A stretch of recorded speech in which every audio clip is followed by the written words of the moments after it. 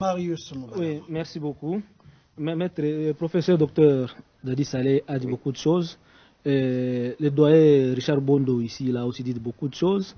J'ai suivi avec beaucoup d'attention Maître Lompépé dans son intervention. Mais professeur Dadi Saleh, vous avez fustigé l'article 34, 35, 36 de la Constitution.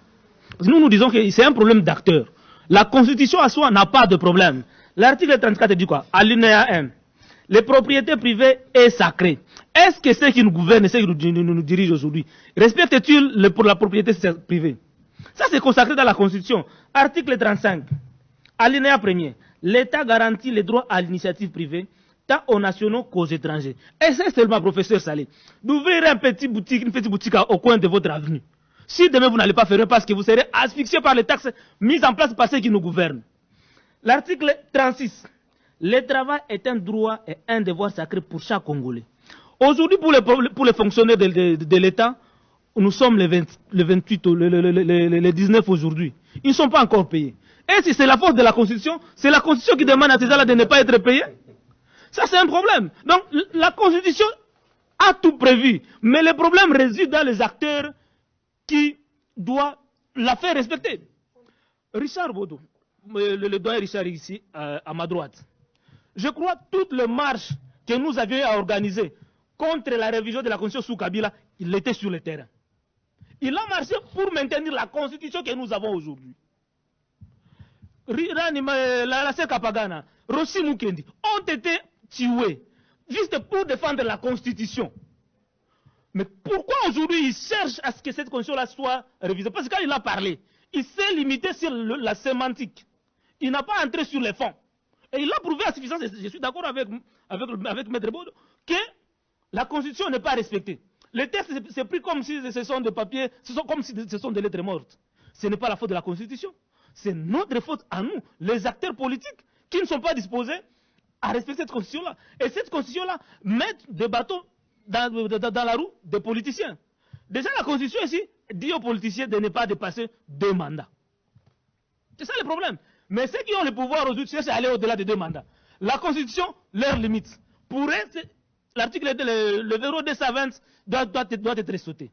Ceux qui ont pris les armes, la Constitution qui appelle la Constitution des belligérants, ils ont interdit à ce que le pouvoir soit pris au Congo à travers les armes.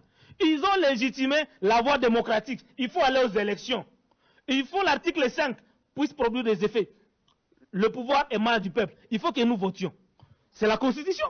Mais ça bloque les acteurs politiques. Ils cherchent maintenant les mécanismes pour outrepasser la Constitution après d'assouvir leurs appétits politiques. La Constitution est un tout, respecte tout. Maintenant, pour citer, nous, Moukoguistes, par rapport à ce qu'a dit encore le professeur Dadi Saleh, par rapport à tout ce qui est comme changement de la Constitution, c'est d'abord la paix. On doit se concentrer pour que nous puissions revenir à la paix. Et cela, la paix directe. Pas la paix que nous avions acquis à San City. Parce que nous, Moukoguistes, nous n'allons pas, cette fois-ci, accepter qu'on ait une paix sans la justice. Tout doit passer par la justice. Et c'est là.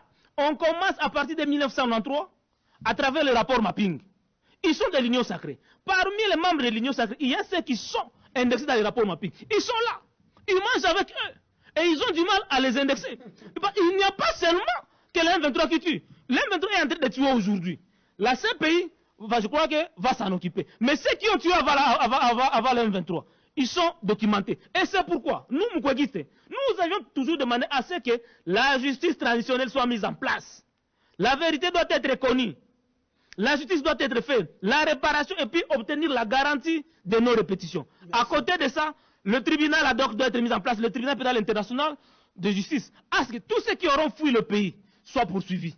Les États qui sont concernés soient poursuivis. La CPI va s'occuper des crimes qui partent de 2002 jusqu'à nos jours. C'est connu. Les acteurs sont là. Les pouvoirs en place doivent organiser aussi le système juridique pour que cette question-là soit vraiment bien réglée, afin que cette fois-ci nous puissions avoir une paix durable. Parce que l'odeur que nous sommes en train de dégager pour les générations futures, c'est dire à ceux qui sont en train de venir que pour être ministre, pour être général, il faut prendre les armes et tuer les enfants. À cause de quoi? À cause de l'impunité. Nous devons combattre ça. Merci Marius. Et cela est consacré par la Constitution.